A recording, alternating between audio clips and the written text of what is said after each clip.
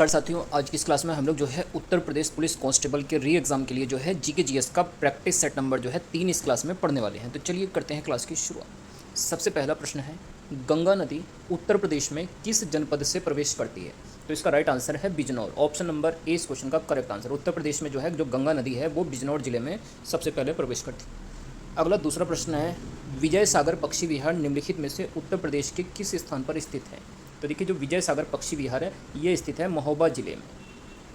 Next इसके बाद अगला तीसरा प्रश्न है 41 नंबर, उत्तर प्रदेश में लाल मिट्टी मुख्यतः कहाँ पर पाई जाती है? तो देखिए लाल मिट्टी जो पाई जाती है वो पाई जाती है मिर्ज़ापुर और झांसी में। ऑप्शन नंबर सी इस क्वेश्चन का करेक्ट आंसर है। लाल मिट्टी मुख्य रूप से मिर्ज़ापुर और झांसी में पाई जाती है। नेक्स्ट इसके बाद अगला 42 नंबर का प्रश्न है, निम्नलिखित में से कौन सा एक सही सुमेलित नहीं है?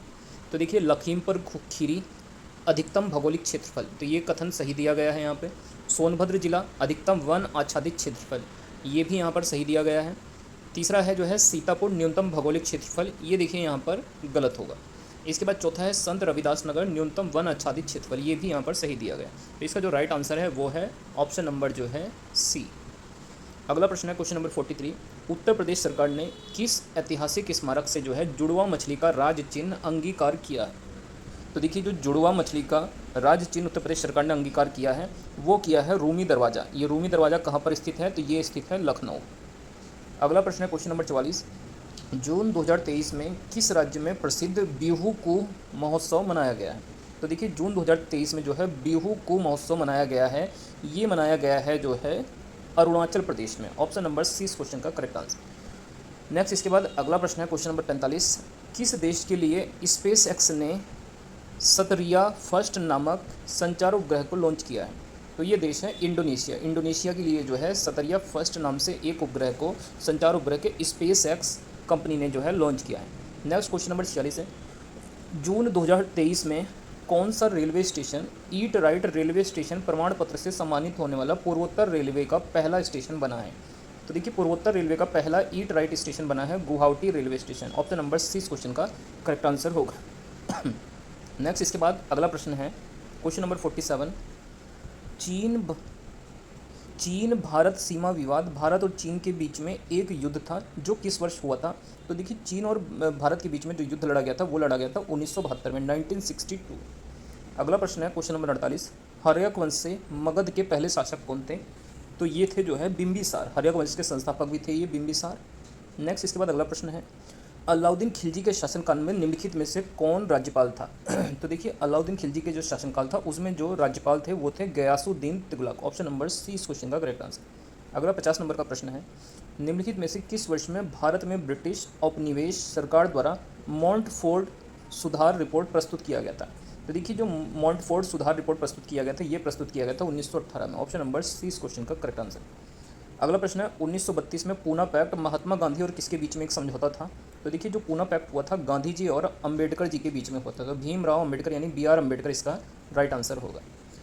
अगला प्रश्न है क्वेश्चन नंबर 52, निम्नलिखित में से किसे श्वेत पर्वत यानी व्हाइट माउंटेन के नाम से भी जाना जाता है? तो ये है धौलागिरी। धौलागिरी पर्वत को जो है श्वेत पर्वत के नाम से भी जाना जाता है। अगला 53 नंबर का प्रश्न है, तवांग और लहासा को जोड़ने वाले दर्रे का क्या नाम है? तो देखिए तवांग और लहासा को जोड़ने वाले दर्रे का नाम है जो है, इसका नाम है जो है बुमला दर्रा। ऑप्शन नंबर 20 क्वेश्चन का करेक्ट आंसर होगा। अगला प्रश्न है क्वेश्चन नंबर 54, भारत की सबसे लंबी झील कौन सी है? तो देखिए सबसे लंबी जो भारत की झील है इसका नाम है वेम्बनाड झील और ये झील कहाँ पर है? तो ये जो है केरल राज्य में स्थित है। अगला 55 नंबर का प्रश्न है, गंगा नदी और सिंधु नदी तंत्र के बीच में कौन सा क्षेत्र है जो जल क्षेत्र को पृथक करता है? तो इसका राइट आंसर है अम्बाला। नेक्स्ट इसके बाद अगला प्रश्न है, दामोदर वैली कॉरपोरेशन क्या है? तो ये एक संवैधानिक निकाय है। ऑप्शन नंबर ए इस क्वेश्चन का करेक्ट आंसर होगा।